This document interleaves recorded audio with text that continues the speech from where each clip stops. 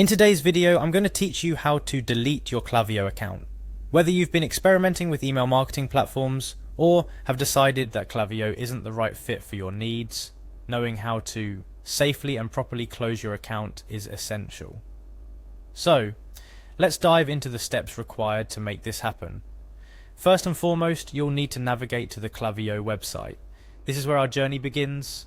Head over to Klaviyo's main page and you'll see a login button prominently displayed. Click on it. This is your gateway to accessing your account. Remember, this step is crucial. Accessing your account is the first building block in the process of account deletion. After clicking on login, you'll be prompted to enter your login credentials. This includes your email and your password. Be sure to enter these details carefully to avoid any unnecessary hiccups in accessing your account.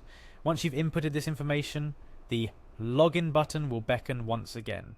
Click on it to move forward. Successfully logging in will take you to your Klaviyo dashboard, the control room for all your Klaviyo activities.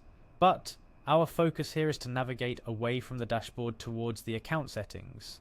Look for the profile icon, usually located at the bottom left corner of the page. This is where Klaviyo allows you to manage your personal settings and preferences. Click on it to proceed. Within the profile menu, you'll find several options, but what we're interested in is the settings option. Clicking on settings will open up a new range of options specific to your account settings and preferences. It's a bit like opening a treasure chest, but instead of treasure, it's full of menus and options. Among these options, you'll need to locate the billing tab. It's typically not what you'd visit frequently unless you're updating payment information or, like today, looking to close your account. Clicking on billing will bring you to a section where Klaviyo handles all billing related matters, from your subscription details to payment methods. Now this is where things get a bit more serious. Within the billing section, you'll find the option to close and delete account. This is a significant step because it's not just about stopping payments, it's about saying farewell to your Klaviyo account. A word of caution, deletion is final. Before you proceed, ensure that you've backed up or exported any data you wish to save. Once you delete your account, retrieving this information will be impossible. Upon clicking close and delete account, Klaviyo may ask you to confirm your decision.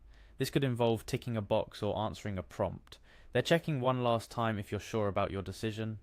If you are, proceed with the confirmation and Klaviyo will initiate the process of closing and deleting your account.